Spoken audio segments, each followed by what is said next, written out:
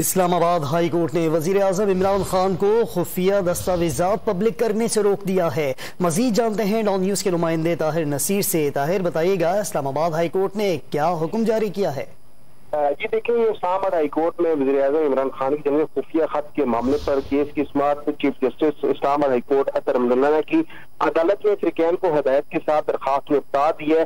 عدالت نے یہ حکم دیا ہے کہ درخواست گزار کے مطابق عدم اعتماد کی تحریک کے ساتھ ہی خط کی بابت کہا گیا۔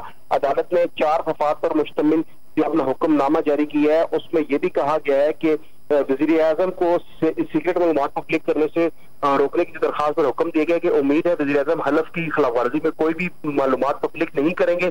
عدالت امید رکھتی ہے وزیر اعظم ایسا کچھ بھی ظاہر نہیں کریں گے۔ چیف جسٹس نے شہری کی درخواست پر یہ حکم جاری کیا اور یہ بھی عدالت نے کہا ہے کہ وزیر اعظم جو بھی فیصلہ کریں وہ آفیشیل سیکرٹ ایکٹ اور ان کے حلف کے مطابق ہونا چاہیے۔ جی طاہر نصیر، بہت شکریہ آپ کا۔